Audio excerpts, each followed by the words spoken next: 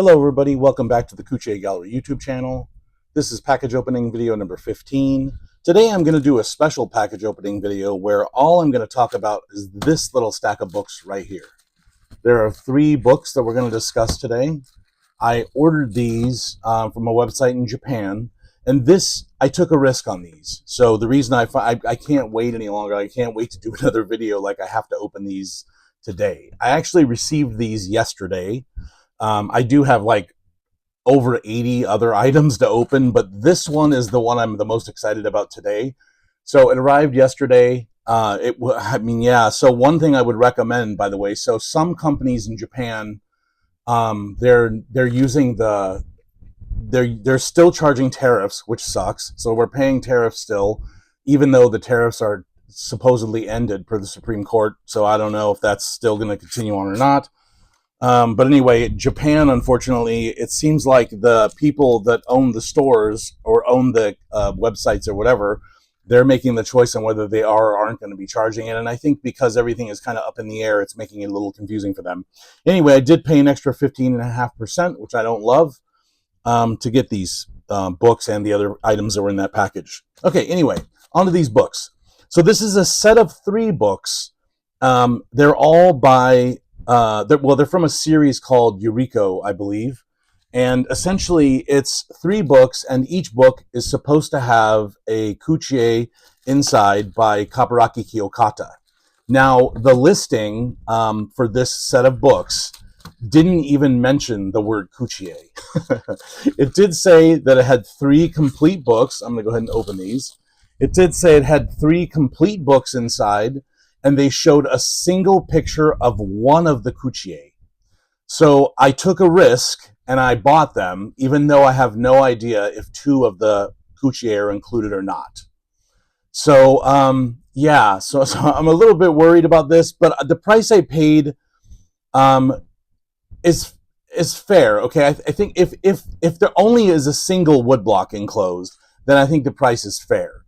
If it actually has all 3 woodblocks, then this is a complete slam dunk, amazing deal. These are the 3 books side by side.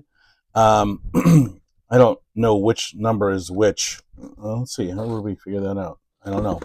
So I'm just going to start with 1. We'll know right away, once I open any one of these books, we'll know right away whether or not there's an issue with only getting 1 Kuchi-e, or whether the 3 complete books include all the Kuchi-es. Now, here's the cool thing. As you can see, these books, especially this blue one and this green one, I mean, the covers are in fantastic condition. Like, these books are in excellent condition. So I don't know if Yuriko is a popular book without the Kuchi-e, but if it was, I'm kind of amazed at the condition of these, because these are just in spectacular condition. So anyway, let's just start with this white one. We'll start from the least fine condition book-wise, and let's see if there's a Kuchi-e included. All right, so we have the interior page here. Fingers crossed. Okay, this is the one that I actually knew was enclosed. Okay, so this one actually has the woodblock I knew was included. Now, I love this woodblock print. It is really one of my favorite Kuchi-e designed by Kaburaki Kiyokata. That's of just a beauty. And the thing I like about it particularly is it's just a great, like a bust portrait. You know, there's not that many Kuchi-e, for those of you who are in the collecting world, might probably know, there aren't that many Kuchi-e that are like full bust pieces where, you know, you basically have a large head and then an upper body, and that's basically it. Here we have a typical beauty of the time. So you have a lovely face, and this one happens to be in really pristine condition. For whatever reason, this particular Kuchi-e ends up with a lot of staining around the edges sometimes. This one, while it's been in the book the whole time, but we can clearly see that it's in amazing condition, which is the reason I was like, well, worst case scenario, I paid the same price I paid for the other copy. So I have 2 copies of this print, and basically it would be that I paid the same price for these 3 books that I paid for the other copy. You know, that's how much you can tell how much I love this design. Excuse me while I take a drink. That's how you can tell how much I love this design, because I was willing to pay this extra money just in case. Like, I don't mind having 2 copies of this. I think it's a fantastically beautiful print. You can see the burnishing on the hair right here. It's just phenomenal. I mean, this is a top of the line woodblock, made very delicately, very finely printed.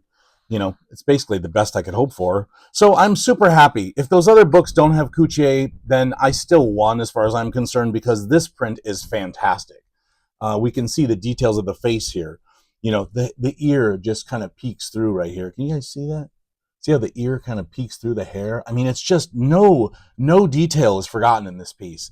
Has a beautiful hair comb or hair clip here, which is, you know, typical for Kiyokata. He was very known for doing these kind of beautiful hair clips of the period. Has kind of a slight nod towards Art Nouveau, let's say. But then you can see all this burnishing. So I'm always talking about burnishing in the hair and how I love it when it's done to great effect. This is about as good as you're ever going to find. See how it clearly outlines the quality of the hair? These are the things, by the way, when people ask me, like, oh, what's so special about woodblocks? The problem is most people asking that question probably have only seen a woodblock print online, or maybe in a museum, or maybe on a TV show, but they've never actually held one. And the thing that's beautiful about woodblocks are these sort of subtle details, which you're not going to get on a flat photo. As soon as I turn this downward and you no longer have that angle, all you see is kind of black hair. But when you get up close and you can see these details, you can see the level of artistry that was involved in making these prints. Just phenomenal. So what we have here is we have a beauty who is outside, probably in the sun. It doesn't look like a rainy day with this kind of yellowish background, but she has an umbrella. We can see an umbrella here in the background, and then she's kind of holding on to it down at the bottom down here. Sorry, I've got this book is a little bit too long for the setup here. But anyway, she has an umbrella here at the bottom, and she's holding on here. A little bit of a tassel hanging off the side here. Beautiful kimono. The inner kimono here is lovely. It has a calla lily on it, which is so beautiful and well done. I love it when the flowers are able to be identified. This one has a very lovely calla lily, very well done. You know, obviously identifiable as that particular flower. Then we have another inner layer of the kimono here. Now, I don't know if there are traditionally 4 layers of kimonos or 5 layers if you count the undergarments, but we have one blue kimono here is the inner kimono. Then we have another small, like kimono layer peeking out right here. And then we have this, I guess what would be the outer kimono. And then we have an over kimono as well. So I don't know, a lot of kimono layers on this particular piece. And then in the background here, we have some leaves, some kind of like, actually it looks like looks a little bit like a fern actually, but I don't know. And then we have Kaburaki Kiyokata's signature here. So yeah. So just a lovely, lovely design. I'm happy I was able to share it with you guys today. If this is the only one, it's going to be a very short video. I will show the bleed through because so many fans of Kuchi-e want to see the bleed through from these from these woodblock prints. So I will go ahead and show that here. Here we can see the bleed through very clearly. Anybody who wonders, you know, there are always people who wonder about how you tell whether something is a woodblock print or not.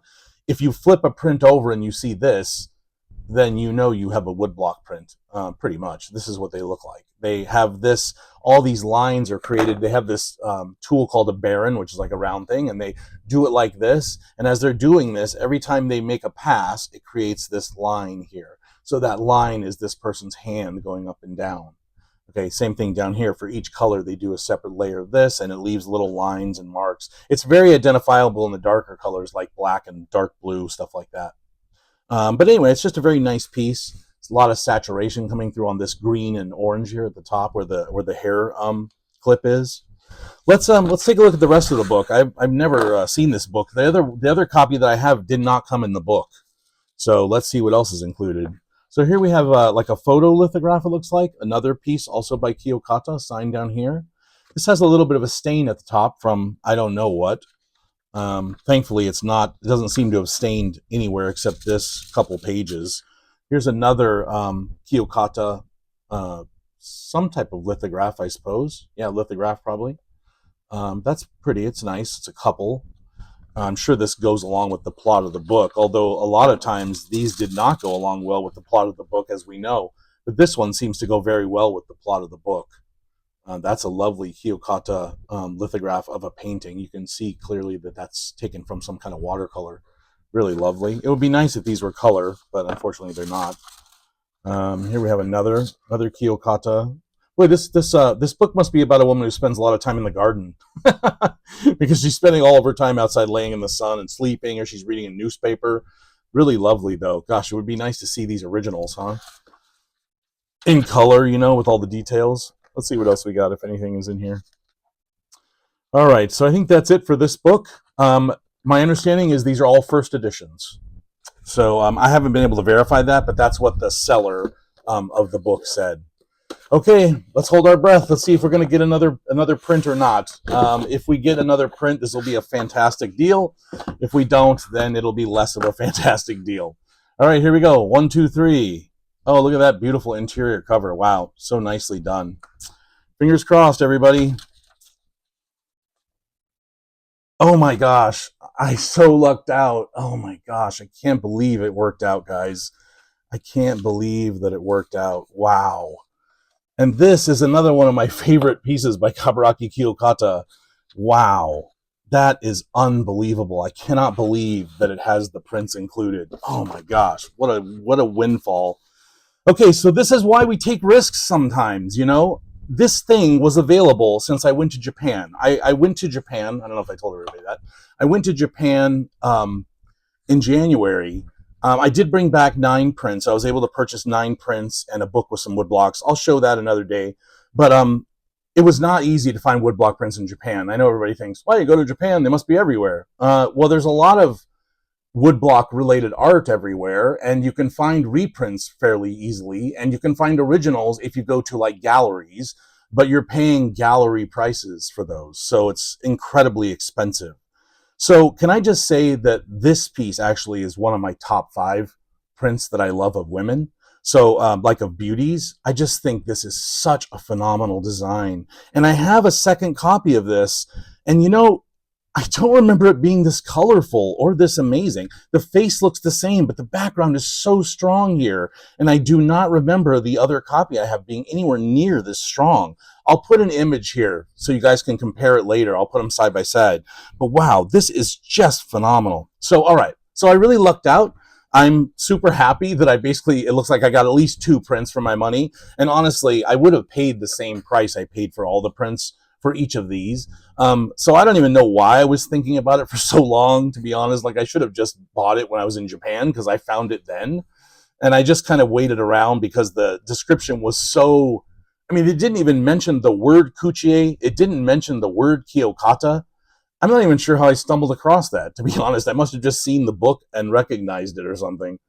I can't remember. Anyway, so we have a beauty here again, and this time she is again in the garden. We have, she's in the garden, and we have lots of leaves behind, which are fantastic. So well done. Oh, sorry, let me use my pointer thing. So here we have the leaf, and we have these little, like, additions to the leaves. I don't know what these are, but they're obviously purposeful. This is not an accident, these little gold marks on the leaves. I'm not sure. Yeah, it's not accidental because there's nothing down here that would have transferred. So I don't know. Yeah, it just has little gold marks. I'm not sure what they are actually. But anyway, there are gold marks here. They are kind of scattered on several of the leaves, so it must be some part of these leaves, you know? And then we have a close-up here of the head. Look at the details of the hair piece. Oh my God, it's so fantastic. You have this lovely sort of, I don't know, hair clippy piece here at the bottom. It's just all detailed, tiny bits of silver. See that little bit of reflection in there right here? That is going to be a little bit of silver. As I'm always saying, I really prefer when there's just a tiny amount of accenting with the metallics. If it goes too much, it just doesn't work. Like, it needs to be an accent piece. I mean, like reality, you know, who in reality is wearing like tons and tons of sparkly things? Like, really not that many people, unless you're going out for some special event, or, you know, you're having a special photo taken, something like that. You're not going to wear tons of jewelry. So I like this, I think, when it has small accents like these. This also has a little bit of a silver accent in the kimono. But other than that, there's only these 3 spots. There's one here, which I assume is part of the obi. Okay, and then we have a little silver here, a little silver here, and a little bit more in this clip here. And that's it for the silver. Oh wait, they're actually, hang on. No, yeah, there's a ring down at the bottom here, but it's not made of metallic. So just the obi and the interior kimono and this little hairpiece here and this one. But anyway, just lovely. But look at the details of this face. I've always loved that she has a little bit of a red, kind of like giving her cheeks some coloring. It's just so wonderful, this print. Um, so sorry, I'm a little gushy on this one because I'm just going to tear this little piece of paper off. Actually, I'm I'm a little gushy because this is just so overwhelming. I was not expecting this to have this. It was definitely just a dream come true, really. So in any event, we have a beauty here, obviously outside again. Lovely face and hair. Again, we can see the, can you guys see the burnishing? Let me see. How can I do this? Where's the best? There? Oh yeah, you can see the burnishing here. So she has, again, lovely, lovely burnishing in the hair. And this is how it's supposed to be used. These are the effects you want. Sometimes the people would just like rub it, and it just ends up with like a solid black line. Now, it can be effective. It's just if it's supposed to be like a sword scabbard or, you know, something like a lacquer box, you know, something that is going to have a shiny black surface. But sometimes they don't fill it in completely from one line to the next line. And it doesn't look great. Honestly, I think it looks worse. Excuse me while I take a drink. So, you know, it's not always a win-win. I think there are some things that don't come out great, you know, even though the intention is great. Like, oh, if you put a lot of metallics, then the metallics will all be amazing and the print will be great. No, I mean, Kaburaki Kiyokata had it right, and whoever he worked with had it right. Small bits, small amounts of color, small amounts of metallics, just bring out a much better effect. So anyway, we have a beauty. She's got her face here. She's she loves me nodding with this flower down at the bottom. I don't know if that's a thing they do in Japan, but that's what it reminds me of. He loves me not. But she's pulling the leaves, the petals rather, out of this flower here. And, you know, it's beautiful because the hand, again, very well rendered. This is one of the things Kaburaki Kiyokata had down. So he was a master of these details. You know, a lot of the artists that we see regularly, they have a weakness in certain areas. Maybe they're not good at doing feet or legs, or they're not great at hands or whatever. Hands are a big one. I mean, I personally am an artist and my hands are also not fantastic. It took me a really long time to realize most people are not holding to some kind of perfection when you draw hands. They just need to look like hands. But Kaburaki Kiyokata has it down. This is the right size for a hand. You know, we have the arm. Again, a little tiny bit of red here. Let me zoom in a little. Just a little speck of reddish like he's got on the face here. Now, some of these prints, the little bit of red on the face is too much. And it actually looks a little garish. Like I was trying to figure out, was it caused by a problem? Like, I'm glad I can see the book. Again, the copy I have of this print, the other copy, it's not from the book. So I actually don't know what would have caused the red. And so I was like, well, was that caused by something to do? Because if you look at this print, if you look online for this example, there are some that don't have a lot of red, and there are some that have a little bit too much red. And clearly that's part of the woodblock print process, right? Because everything is hand done, and you have to decide each time what level of stuff you're putting on, you know, how much saturation there will be for each ink color. So in any event, just a really nice print. We've got her teeth showing. Super uncommon, so uncommon in woodblocks to see teeth. I love this. He nails it. This looks like a mouth, what it would look like. You know, the lips are great. You got a couple of like tones in the lips, but seeing the teeth is just really lovely. Like, it's just so uncommon to see teeth in these woodblock prints. So he's done a very good job with the mouth here. Again, I would expect nothing less from Kiyokata. Look, I'm not saying every Kaburaki Kiyokata is amazing, because they're not all amazing. Some are ho-hum, some are even bad designs. You know, every artist has goods and bads, and, you know, if you're in a rush and you're trying to make something happen and you got too many deadlines coming up, everyone can make an error. Everybody can rush a little too fast. You know, anyone can make these kind of mistakes. So Kaburaki Kiyokata was not exempt from that. He has some prints that I find very weak in the design area, but so does everyone, you know. So anyway, so we have here the beauty. We have a lovely kind of hair, I don't know what you call this, like a hair net design, I guess. This fading here is bokashi. I talk a lot about bokashi. Bokashi is the fading of the color. So we have like a saturation here, and it fades out along the edges. Now, this does a very good job of giving the impression of hair. You know, yes, you could have, I mean, look at the fineness of these lines, guys. Look at that. Look at how fine those lines are. Wow, that is just incredible. Let's see, can we focus in better? I mean, that is just so good. Here, let me see. Maybe I can zoom in. There we go. Look at the fineness of those lines. Can you imagine how hard it is to carve those lines? I mean, this is, you know, this is an ear pod. Let me show you this. I don't have, let me see. What can I compare this to? Here, let's compare this to a standard Bic pen. Okay. This is a standard Bic pen. Look at how fine those lines are compared to this Bic pen. Can you imagine trying to carve that little tiny line? This is the Bic pen ballpoint here. Look at how tiny those lines are. That is incredible. Anyway, they added extra nice effect to give the effect of hair by doing bokashi along the edges, which gives this kind of fade out effect. And it's just done to great effect here. Now, again, like I said, Kaburaki Kiyokata did not do, I mean, nobody did a lot of these kind of bust portraits. These became popular about 10 years later, and then the Shinhanga market has the same thing. If anybody looks at these prints and doesn't see the direct connection to Shinhanga and the influences that these, you know, pre-Shinhanga artists. Now, don't get me wrong, Kaburaki Kiyokata made art during the Shinhanga era, but he actually became like a Nihonga, I think that's how you say it, he became like a Nihonga painter, actually. So he wasn't doing as many prints, hardly any, honestly. So once he stopped doing Kuchi-e, he wasn't making quite that many designs anymore.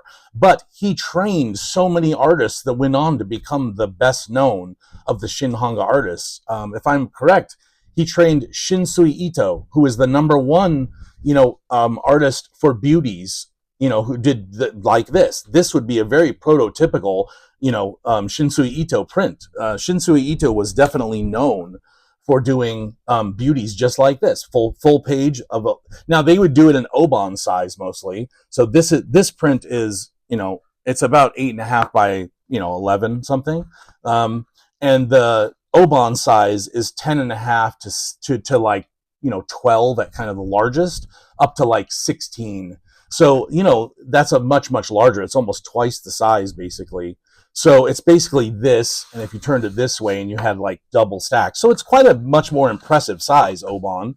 But anyway, you can see the direct result, or not result, you can see the direct relationship between these students of Kaburaki Kiyokata who learned from his tutelage, and they went on to become great artists. I believe Hasui Kawase was also trained by Kaburaki Kiyokata. So, he was responsible for having a lot of fantastic artists that came out of his tutelage. Now, they also learned under multiple artists, so it wasn't like he was the only one teaching these people. They had lots of tutors. They had lots of teachers in many instances. And but some of the best were trained by him. He really did train a lot of the best people. Okay, anyway, so we have the hair really nicely done. We have this bokashi along the edge, which is really effective. Again, wonderful, beautiful eyebrows. Kaburaki Kiyokata didn't just do a black line. He made lots of little black lines. And, they're done to great effect. I mean, he did a good job with these eyebrows. And again, they would sometimes do bokashi in there, although honestly, I don't actually see bokashi in there this time. I think it's just a couple of layers. There's a little bit of red underneath to kind of highlight the skin there, I guess. It's lovely, whatever they've done. It looks great. And then we have let me zoom out a little bit. And then we have the kimono here, just an inner blue kimono. Again, there's a little bit of silver here, which is done to great effect. Tiny little silver. Now, this one looks like a string to me. I'm not sure if that's what it is. This here is clearly part of the design of the kimono. I don't really know what this little thing right here is. It could be a string maybe, because it looks like a string perhaps. But anyway, because it doesn't match these. These are kind of done with these little lines, and this is clearly different. So either it's like a string, or maybe it's a little brooch. Oh, that's an idea. It could be like a silver brooch. I hadn't really considered that. That's not something we see a lot of, so I don't know. Anyway, just a thought. I don't know what it is actually, but this is less effective. I actually wish this little silver blob was not here. Without the silver blob, it would be better if they just continued the design of the kimono, or if they made it really identifiable as something. I'll have to look at the other one I have. We'll see. I'll put it over here for you guys to see at some point in the video when we compare them, and we can see if it looks more or less identifiable, this little thing here. Now, if this is the first edition, which I do believe it is, based on the serious quality to these prints, I do think these are from the first edition. And because of that, we should be getting the best, the best, most saturated colors, the best that we're going to get as far as coloring and impression. Everything should be the cleanest. It should be the most saturated. And I believe that's what we're going to see. I think when we compare these prints that I have here with the other examples I own, I think we're going to see that there are some subtle differences. They might have removed the gold off these leaves. They might have taken the silver out of the hair thing. They might have lessened the eyebrows. I mean, you just never know what they're going to take out, because those are cost-saving devices. And when a book becomes popular and the first edition is done and they're on edition 22, a lot of these books were done in large editions because the first few editions would be very small. Once they became popular and they were printing more and more, they had to make more and more copies of the prints. They would trim out some of the design costs. Like maybe they took out this whole tree in the back. I don't know. I'm just saying we're going to look and see when we compare these two prints. Okay, anyway, so we have the inner kimono with the blue. We have this slight slippy sort of inner design here. Another kimono, and then we have the outer garment here. Now, in this one, we have a pop of the interior kimono color too. This one is like orangish red. I'm sorry that I don't know the names of kimonos. I need to figure it out. I'm going to try and get a book on kimonos so I can figure out what to call these. But anyway, we have an inner sleeve here and an inner sleeve here, which is kind of an orangey red. It's also the same color on the back here where the obi is. So it kind of ties together a little bit. The other thing I think is really lovely is this ring. So the ring is really nicely done here. They've actually made it, he's actually made it look like a stone. So it's like, it could be like an emerald or, but it's a green stone. It's very nicely done. The ring is gold. It's not metallic as far as I can tell, but it's clearly a ring with a stone, which is nice. Usually they have like a little blob of color, but this time they actually went ahead and added this extra shine right here. These are all the details that really make a print pop when it's done, to me anyway. And then on this side we have Kaburaki Kiyokata's signature. Again, this is I think this book is from 1906. So this is a 1906 signature here. Anyway, let's move on. Sorry if you guys are being bored by this. I know it's like I'm yammering on and on, but I really love these prints, and I'm doing a full half-hour video on this. So, I'm gonna be talking about it, but you can always skim forward to the next one if you don't want to hear me talk about these. Then we have this back here. Look at the saturation. Look at this bleed through. Man, every section you can see how much energy they put into making this the best, most saturated quality print. Look at that. Every leaf shows up. The face, you can practically see the whole thing clearly through here. That's how saturated all these colors are. Lovely. This is what you're looking for. If you're looking for a woodblock print, you're like, is it a woodblock print or is it a copy? Well, flip it over. If it doesn't have this, then you need to look further to figure it out. I'm not saying that's 100% because oftentimes they would back it with thick washi paper like this. And if you flip this over, you're not going to see anything. It doesn't make the print any less real. It also doesn't make it that much less valuable, in my opinion. Some people think the bleed through is crucial. I think it's not crucial. Let's just say that. All right, let's move forward. Let's see what else is in this book. Let's see if they have other pictures like the other book did. Oh yeah, they do. Nice. So, all right, so we go, oh, here's another one. So again, we have a little bit of the color coming through. So interesting, this color has come through. Actually, how did it do that? Look, this color clearly came through here. No, it didn't. Something in between caused it. Like wherever the leaves are, it didn't come through. That's very interesting. I don't know what caused that. I have no idea. Anyway, somehow something transferred between the two of these. Now this is going to be acid. This is what acid does to stuff. So this print, the woodblock prints are made on washi. Washi, thankfully, doesn't show acid like this. This is it's acidic material. So this material is not archival. So it is not a good thing to have resting against this. Now, if we look up close, you can see there's a few little spots here. So I'm going to be putting paper in here to store this after we're done so that these pages don't touch each other. And this page, I'll probably just put another page here, or I might just remove it altogether. It's clearly damaged. It's not doing anything to help the book at this point. And this acid that stained this, it may be able to transfer to other pages. So I feel like it's probably not a very good point to keep it anyway.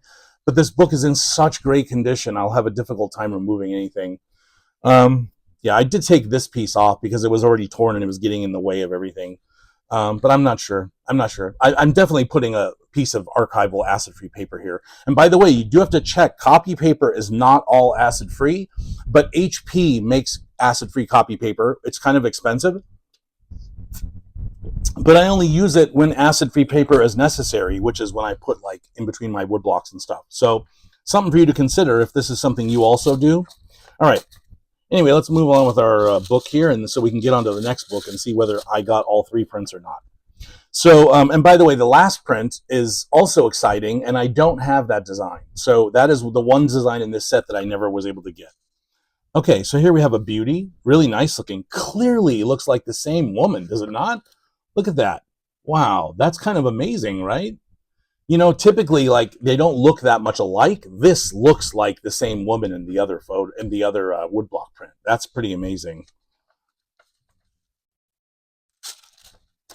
I believe this might be a wedding scene. I think this outfit is a wedding outfit. I'm not 100% sure, but that's kind of what it looks like to me. Oh, man, I wish I could see these designs in color.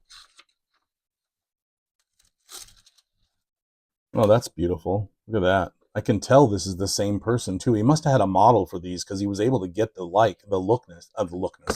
He was able to get the likeness really good on these. That's amazing. I'm wondering if these are, well, I don't know how many characters there are in this series, but we've only seen the 2 main ones that made it to the woodblock so far. Here we have a woman sort of talking to her partner, brother. Well, her hand is on his leg, so I'm guessing it's a partner.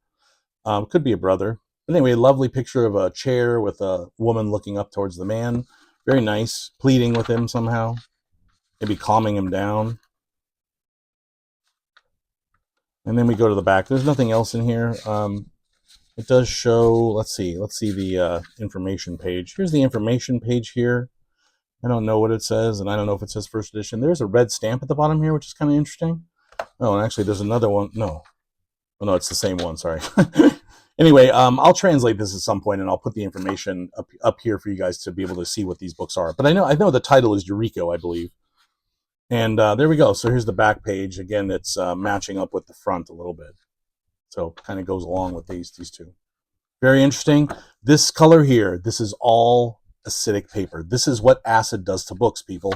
See how this papers look? This is why sometimes is it good to keep woodblock prints in this environment? Not really, no. This is horribly destructive. And if a woodblock looks like this, it is basically destroyed for life. It's never going to recover. So it makes a really big question. What do we do with woodblocks? You know, what do I do with this lovely woodblock, which is going to have a retail price of between $500 and $700? What do I do with this? You know, do I leave it in this book where it could possibly be damaged by here, or do I cut it out and ruin the book? It's a very, you know, it's not an easy thing. You know, some people might be like, oh, of course you take the print out. Do we take the print out? I don't know. I don't know if that's the right answer. A lot of people would say that is absolutely the wrong answer. And people that are book collectors would be like, no, don't do that. You should try to stabilize it or whatever. I am going to temporarily put a piece here because that's how much I really dislike this stuff. I'm going to even take a second to do this while we're doing this video because this bothers me so much.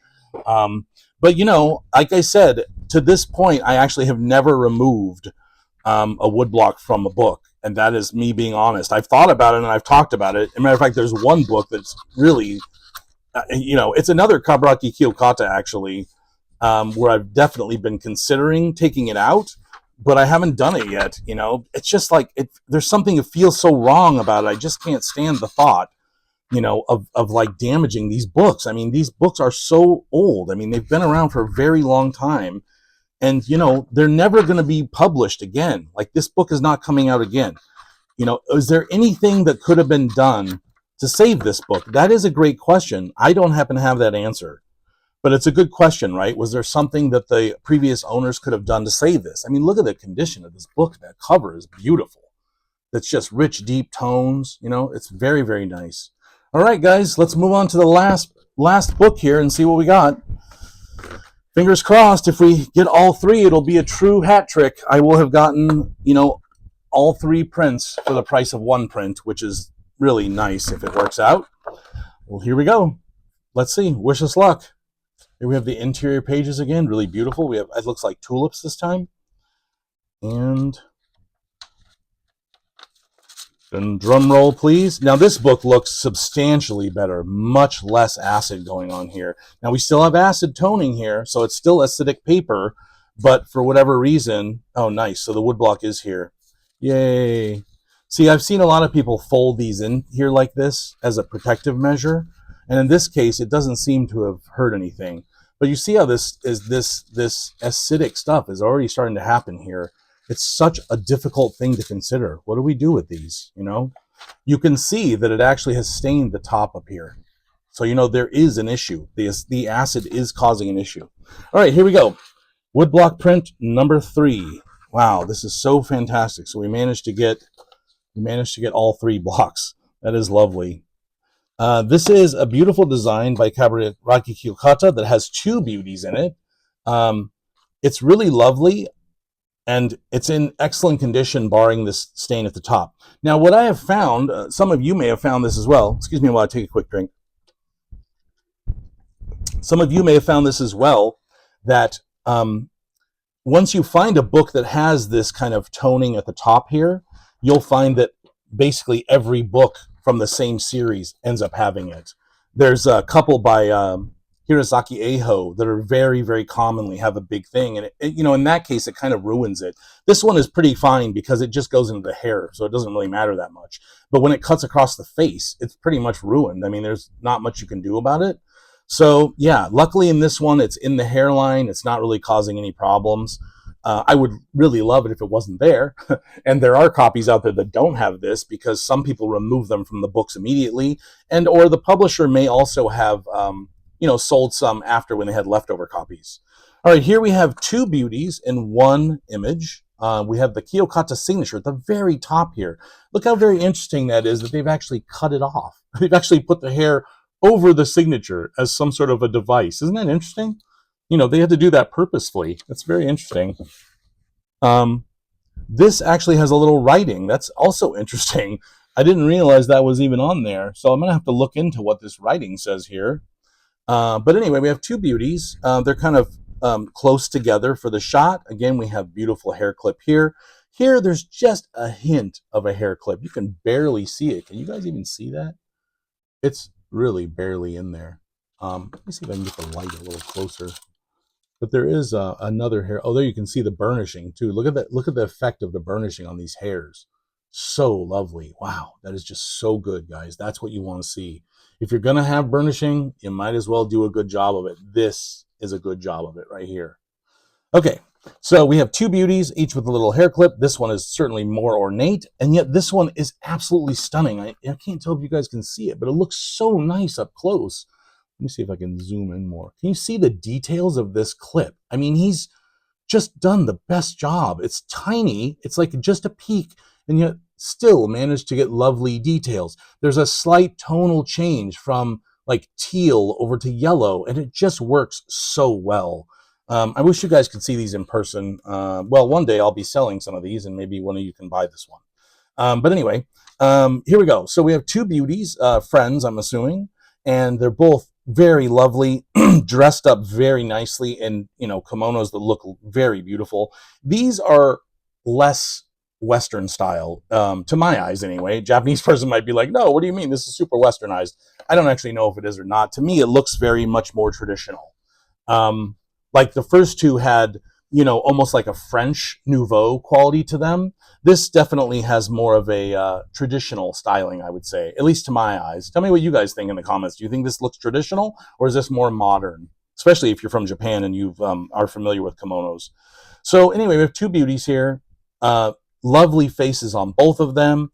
They've done an interesting job with the lips. A little tiny bit of shading right here. Again, such a tiny detail. This is the kind of detail that drops away in the 3rd and 4th print. See this printing rather. See this little tiny shade that they've done on the side of the lip right here? That just indicates a shadow. It's super uncommon for shadowing in any of these prints, but that's what they did here, and it looks great. They've done it to great effect. The mouths on both of these beauties are excellent. This is lovely. This one's lovely. Again, the faces have a tiny bit of like pink. It's not really pink. It's reddish, I guess, or pinkish. I don't know. It has like a pinkish hue here and here. Perfectly done. just enough restraint so it doesn't look garish, just a little bit of youth, a little touch of youth to the face in these pictures. Then we have the hair. Again, bokashi on both, slight tonal bokashi on both. If this thing had come down just a teeny bit more, this print would be worth probably half what it would be worth normally. So the price on this print would be, let's say, $350, something like that. If it was down and this line came through the head right here, you could drop that down to $200 or less, because it just really does something. Like we strive to get prints in the best possible condition. As collectors or as art dealers, everybody's wanting to get the best prints in the best condition. But these prints are 200? No, sorry. These prints are like 120 years old now. These prints are 120 years old. That doesn't sound like ancient history, and it isn't. But if you think about what's changed in 120 years, nobody was taking hot showers 100 years ago. That one didn't happen for like the last 75 years. So, there's been a lot of changes in the world in the last 100 years, and these things have survived in decent condition is surprising. I mean, Japan has been through wars and earthquakes and, tsunamis and all kinds of things. So finding these books in this condition, again, I purchased this in Japan. So these products are still available sometimes in Japan. You just have to hunt around for them, and you just have to take a risk. Like I definitely took a risk in this case, because I could have paid the same price I paid for 3 for just 1. And again, I would have been happy because I love that design, but I'm much happier getting these 3, and now I have a complete set in the books, first edition, it looks like. So yeah, super happy about this. Okay, let's move on to the kimonos. I'll figure out what this says on the side here. It does not say Kiyokata. I didn't even notice that. Gosh, can you guys see this? Okay, so the whole background, the entire, all this yellowish cream background here, it has blind stamping. Gosh, can you guys see this? It's so hard to show up close. There you go. So you see this little texture here. So in person, it actually has a texture. So this is printed by putting it on a block with no color and then rubbing it so that only the texture comes through. Oh, it's so lovely. Look at that. It just adds a level of luxury that you're not going to get in all kinds of wood blocks, that's for sure. These are the things that cost money, extra steps, extra production steps. And this print spared 0. So, yeah, lovely. Okay, so they're both wearing beautiful kimonos. Let's start with the kimono on the left. Here we have Beauty wearing a blue kimono, kind of a navy blue kimono, let's say. Or no, navy blue? Royal blue? I don't know. It's kind of a blue-gray, let's say, kimono on the inside here. And then they have some sort of floral motif. It does look like tulips, actually. So I'm thinking it might be tulips, but it's not very defined, so it's a little hard to tell. But to me, it looks like tulips. And then we have an outer kimono here with lilies again. So again, we have some lilies here on this outer kimono. Beautiful, done very well, very clean, looks lovely. Definitely very cleanly, easily identifiable. You can see I think they're called pistils. You can see the pistils here. Like it's super cleanly done and obvious that that's a lily flower. I believe it's a lily anyway. You can tell me if I'm wrong, for those of you who are woodblock print lovers and botanists, or you like flowers. You can tell me, is that a lily or not a lily? It looks like a lily to me. And then we have the obi here. And then you have this little yellow, oh, sorry, you guys aren't even seeing this, my bad. We have the obi here on this one, and we have this splash of color here, which I think is supposed to be, well, I don't know. It looks a little like a rope, but I don't know why there would be a rope. I think it's just the design of the obi, and this is, if I had to pick a weak point in this design, this is probably it for me. I don't really understand what the point of this color is. Yes, it's nice and bright, and it breaks up all this darkness if this wasn't here. So if this spot was not here, you can see the print would be a much darker print on the bottom. By having this pop of color, it breaks it up a little bit. Same thing with the whiter color on this side. So yeah, but I don't know what it is, and I don't find it to be the best effect. And maybe it's something that people in Japan would know what it is. I don't know if it's just the design of the obi belt or what it is. Excuse me. Okay, anyway, so that's lovely. And then we have the striped kimono here as well. And the stripes are so lovely, done to great effect. This looks exactly like watercolor up close. I'm sure it looks like that to you guys as well. But you see how it just looks like watercolor. It's just, there's no black lines. This is what made these prints so effective. This is what makes these prints special to me, is the use of outlining is just greatly diminished. It's cut down to almost none in some cases, or just a light outline of it. And then you have all the colors in the interior with no black typically. Here they've done a little bit of like gray. And again, this kimono edge is also gray. Matter of fact, all of the lines that I can see in the clothing are kind of grayish. They're not black. But anyway, they've just done mostly like a watercolor to me, the way it looks. So anyway, on this side, we have another beautiful inner kimono here, which is like light gray. And then we have these beautiful little flowers. Looks like clovers maybe, because they're only, oh no, there's 5 leaves. I don't know what those are, but they're pretty. And then we have this sort of like, I don't know what it is actually, maybe like a painted bamboo sort of like background, or, you know, it has the look of something that's, it's not floral, it's like man-made, but I don't actually know what it is. But anyway, it just gives like a nice little pattern of color here, and the flowers are on top. We can sort of see that peeking through from the other side of this kimono as well, on the other side of the collar. He has not put the interior sleeve that we were seeing in the last two. So this one does not have that. But so we have 2 kimonos on each. So the inner and the outer. And then this one, we have this kind of darker brown kimono with these little hatch mark patterns, which is nice. It's not the most amazing design I've ever seen for a kimono, but I like I like the solid brown color. I think it does a good job of balancing these two sides, and they did want it to be different. Look, how many colors can you count here? You know, who wants to take this challenge on? How many colors do you think they put in this print? A lot. You know, each one of these colors requires a separate section to be printed.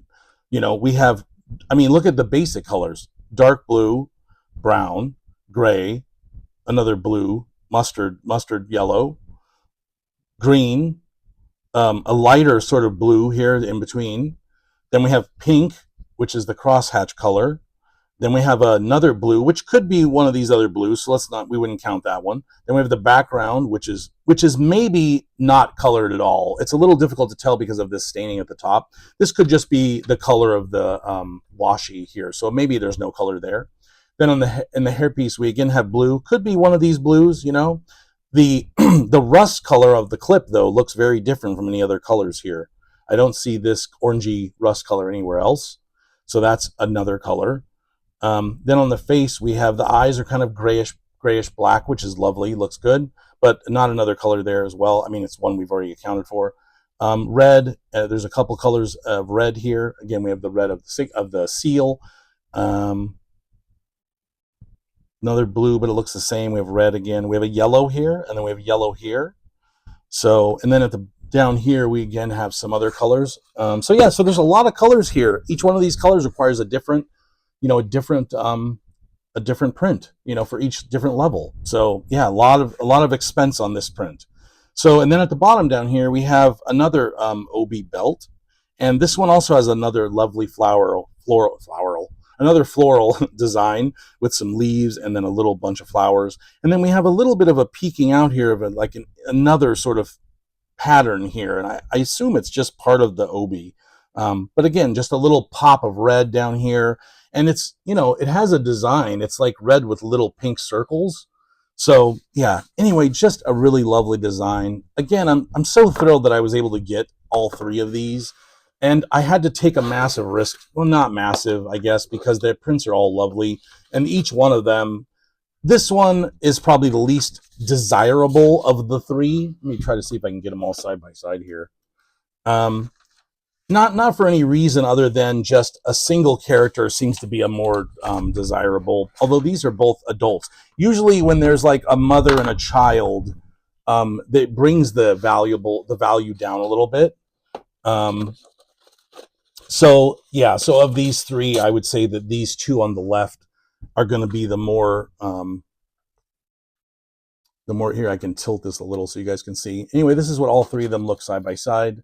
Sorry, I can't get a great shot of these, but wow, I really lucked out. I'm so happy I took the risk, but basically I just wanted to show you guys, sometimes the risk pays off, and there have been other times where I bought things and the risk did not pay off. So it can definitely go both ways. Anyway, this time I lucked out and the risk paid off. So anyway, I just want to thank you guys for coming by today. If you could do me a favor and like and subscribe. I'm trying to get to 100 subscribers. I have 75 subscribers right now. And I would really appreciate it if you could subscribe, and if you hit the alert, I can also let you know when my next video comes out. My videos have been a little slow lately because my job unfortunately took me from part-time up to full-time. And so I've been working a lot more, and then I was away in Japan for a couple weeks, which of course is going to make another video in the future. So there will be more stuff to talk about, but I have over 80 things I need to open, so I'm going to get on it soon. And I apologize for the delay. Anyway, thank you all for being here. I hope everyone has a lovely day. We've had a very early summer appear here in California, where I'm at, with temperatures topping 90 this last week. So that was incredible for March. Anyway, I love everybody. I hope you have a great day, and hopefully I'll see you at my next video. Take care. Bye.